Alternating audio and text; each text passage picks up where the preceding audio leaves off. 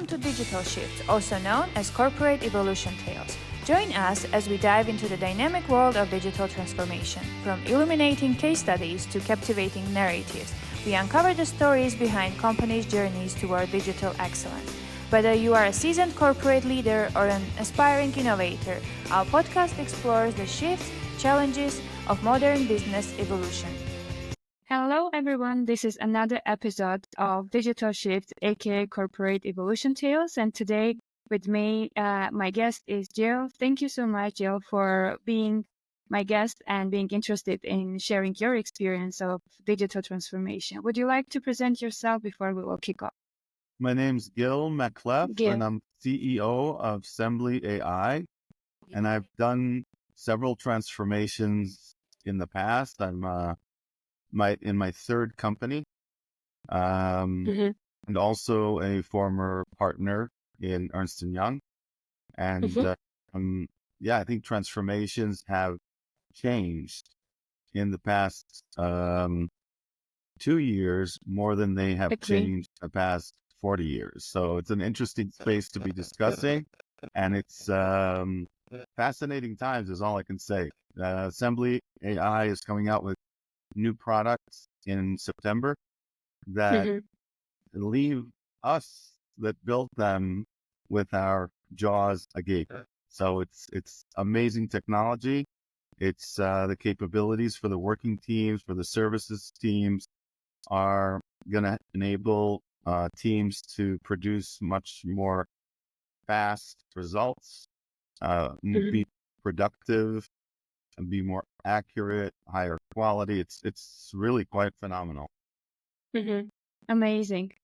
Awesome. Okay, Gil, you mentioned about digital transformation, and I think the first question will be, what do you think is digital transformation generally for people? So it really is a good question because digital transformation today is different than, so in the past, many years ago, in the 90s, Mike Hammer, Forrester, many thought leaders enabled thinking, which was really advanced and forward thinking, but the ability to utilize the methodologies that were that were suggested was close to zero. But there was a good conversation around methodology and capability. And at some point, one of the bank CEOs that I was working with in the 90s said, I do not allow the use of the word process any longer. We don't use this word in the organization. So it was really, people were trying their best, and it was a really good effort.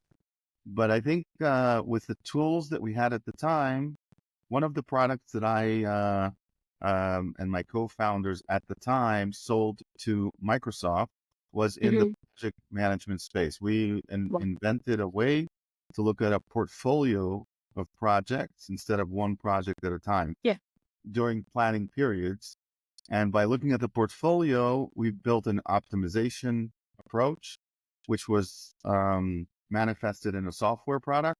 And Microsoft adopted that and included in their offerings. That was I think it was a great product. And I think team members are still there. It was a long time ago. But what I want to say is that it was a very primitive way to get to what's called business alignment, because a lot of times business alignment is very difficult. Business alignment means that you're implementing projects that are going to impact your business in the right way in the planning period that you're focused on.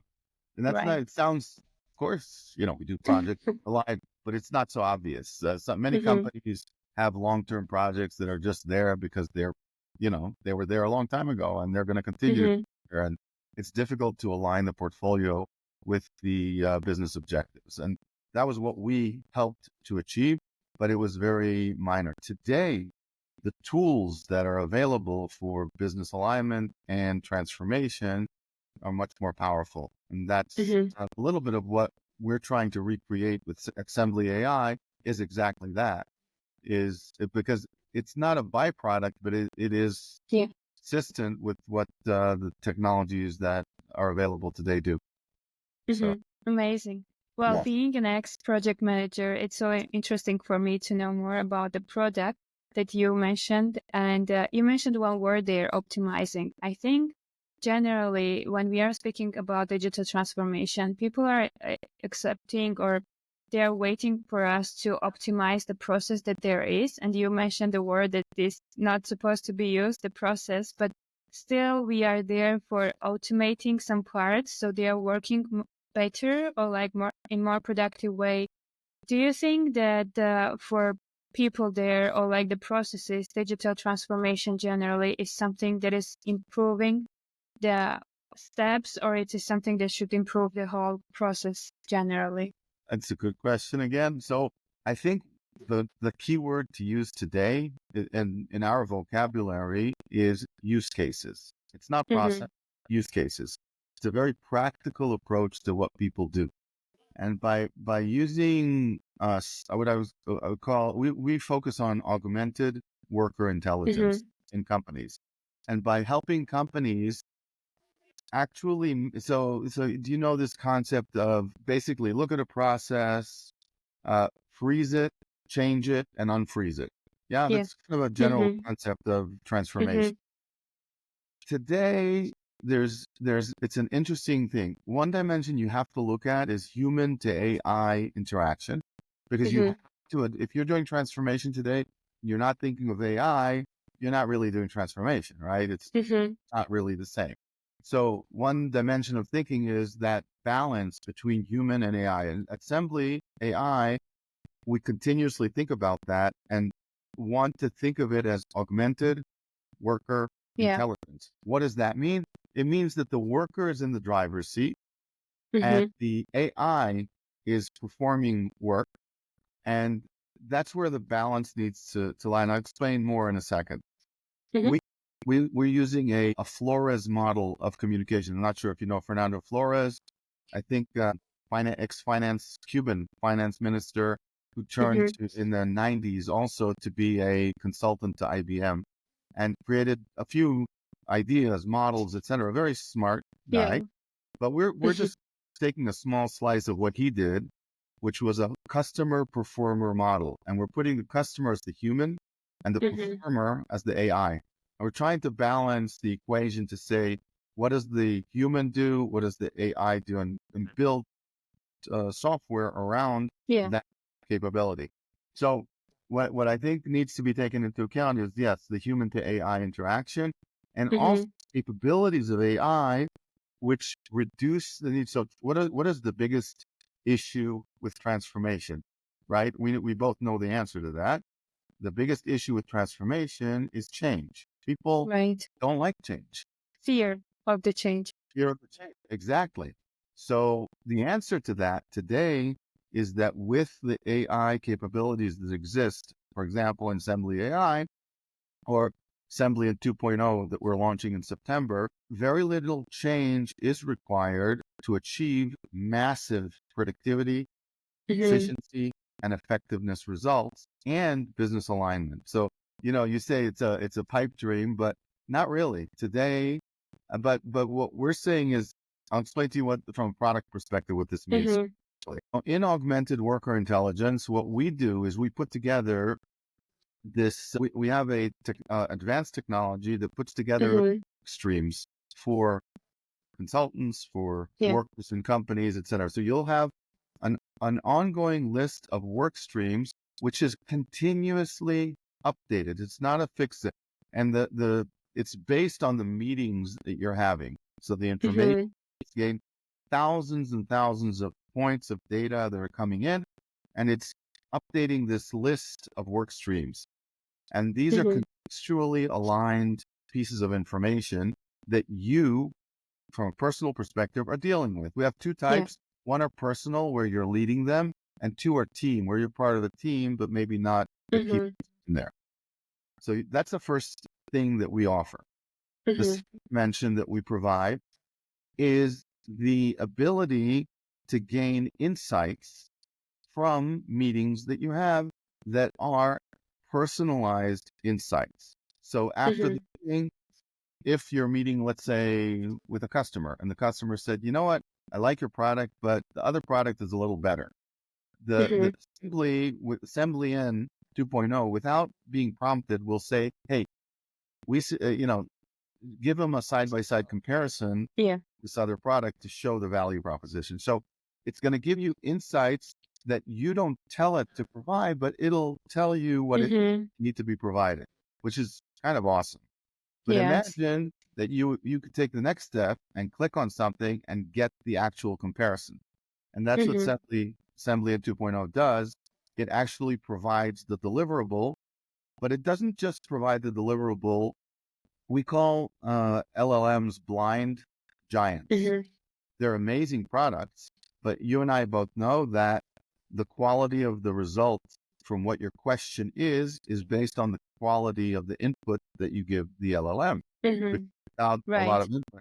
So with Assembly, because we are like an avatar on your shoulder going with you to all these different meetings, we gather thousands of points of data, and we're able to provide you with deliverables like the one I just mentioned with 80% clarity Accuracy. from Yeah. your perspective, from your information. So, and we on purpose, we'd like you to complete the deliverable to make sure that your orientation is there, but it's giving you an 80% bump in the delivery capability. So it's awesome technology. Obviously, you have chat, and one more dimension I can mention, which is really breakthrough, is multi-meeting chat, which means you can interrogate a landscape of meetings across an organization, which provides you with the ability to identify proactively issues that are coming up, risks that in the organization.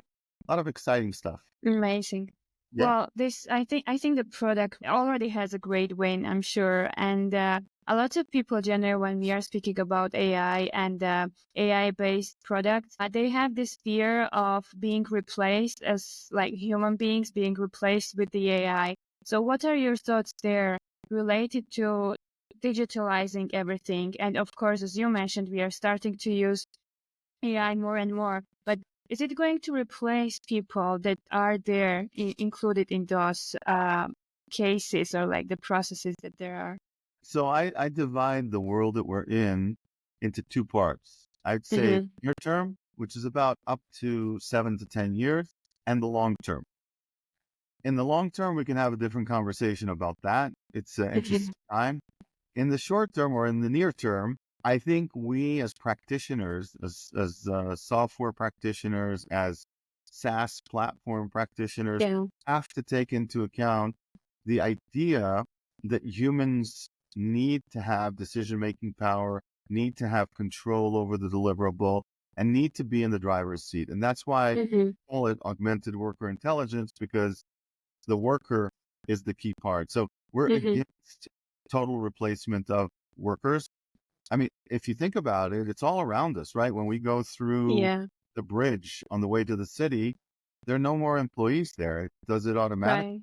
When we see, all the car manufacturers are building driverless cars and they're replacing people, and people are a majority part of in the United States at least. There's a huge number of drivers that make a living off it.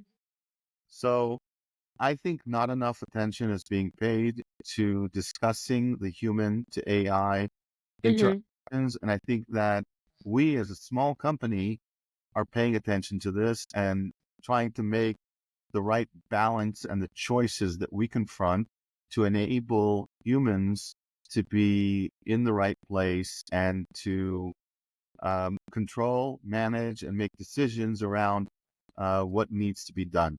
But yeah, if you have a theoretical argument with me and say no, but it's possible to do this without humans, we can argue that. And I think that it's critical that more people start thinking about what you just raised as a topic and Yeah.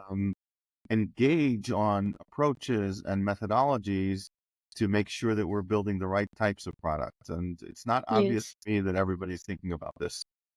Agree. And I think generally, if people will have better understanding and imagination of AI, it won't make them so afraid of stuff that is coming with it, rather than people that don't have any knowledge of it, and that's why they are saying it's going to replace them. Because understanding something, it's already giving you ability to use it properly, so you are already not replaced by it. Awesome. Okay, and what do you think about challenges? When we are speaking about digital transformation, are there any points coming to your mind as challenges that are there usually? I think we have to educate. So AI is so big for the standard user in a company. It's just a big topic because it is. Mm-hmm. So I think we have to get used to new terminology, and that terminology is use case terminology. And people relate. So I Mm-hmm. did an exercise with my team 10 years ago. We went off to an offsite retreat in a different company. And I challenged everybody to remember 30 words. And Mm-hmm. very smart people. And some people remembered more, some less. But then I told a story and told the story around those 30 words. And Mm-hmm. everybody remembered all the 30 Oh. words. Everybody. Mm-hmm. So I think it's the same. Use cases are things that they're very practical and that Mm-hmm. people can align with and say, of course, I need to produce a monthly report. There's a use case. And how do you go about that? Where do you gather your data? How do you get it together? How do you emphasize key points? How do you raise Right. risks? All those different types of things. And once you have that dialogue, and then you talk about introducing AI into it, where Mm-hmm. does it make sense more? Where does it make sense less? I don't want to oversimplify transformations and changes, but if we have a dialogue over use cases, I think we're making a big step forward, and that it's not the dialogue about, oh, we have a note taker or we have a Yeah. summarization tool. That's kind of, it was interesting 5 years ago, but I think today we're moving to a different place. And we as a company are creating a catalog of thousands and thousands of use cases across different verticals. So Mm-hmm. I think it's the way of the future, and it's not about technology only. It's about I won't use the P word, but it's about the use case on how things Yeah. are done in the company. That's the view we need to be focused on. Definitely. And when we are speaking about these use cases, and you, as you mentioned, also comparing like what we had 5 years ago and now, I think the technology generally is growing so fast, and we have such a big, not a gap, but progress on stuff. So, what kind of technologies are coming to your mind when we are saying digital transformation? Is there anything that is supporting you, for So, example, or like? so first of all, let me just answer what you just said, which is instead of telling you the specific technology, I Mm-hmm. think that your users and your people have to understand. But in the past, I'd say 10 years ago, even, there was a safe approach to take. What was the safe Yeah. approach? Let's start small and then see Yeah, how it works. incremental steps, so that. Let's very, very. Mm-hmm. Today, I truly believe that there's risk equal or higher in waiting. So Mm-hmm. waiting, why? What you say, Gil? Why are you saying that? Mm-hmm. Um, I'm saying that because waiting. We have one company we're interacting with. We're thinking of implementing 250 seats initially, and Mm-hmm. then through a trial of 8 months, rolling out to 1,300 people across the world. Wow. And what that causes is that those 1,300 people, aside from the 250, will not have exposure to AI until a year and a half from now. In a year and a Mm-hmm. half from now, the technology is going to be so fundamentally different that those other employees of the company are going to be behind the curve. They won't Yeah. have the ability to learn how to utilize the technology. So what I would say is that the technologies, I can talk about technologies in our space, which are definitely NLP, but Mm-hmm. related to conversations, related to data. I think that the functionality that is coming out is of such high quality that Mm-hmm. cross silo interactions are going to be really prominent. Cross silo is something that we're Yeah. very advanced in at this point. And I think that the ability of leadership and companies overall to benefit from cross silo data coming in, metadata, and information about what's going on in their organization in a proactive mode will save companies huge amounts of dollars. Because if you catch a risk before it becomes an issue, you're Yeah. saving money. So identifying, like, imagine you have an early warning system cross silo. It's Advanced risk management. well, risk has about 70 categories according to the last count I had. So Yeah. yes, a very broad term, but definitely proactive understanding of the landscape, including sales, including costs, including different things that are very obvious if you look at the landscape of information coming at you. But usually they're dealt with in a reactive way when you look at a spreadsheet that somebody compiled for you to say, this happened in April, but we're in mid-May already. Imagine being able to know mid-April the same thing and how you could Yeah. actually take countermeasures to respond to what you're seeing early. Big Yes. change. Agree. Definitely. And as we are coming to the end of this episode, I would like to ask you about your suggestions or any advice that you will give to companies that are thinking about digital transformation. So what kind of advice you will give to those people that want to start their journey on digital transformation? I think start today, make a mistake, and correct the mistake. The idea is don't wait. And I think that's the biggest support I can give them, because there's so much going on for our company. I would say a weekly, but let's say on a monthly basis, we integrate new capabilities, not only from our own environment, but that are in the marketplace into our capabilities on a monthly basis. I'm not exaggerating, and it's very powerful. So I would say start today.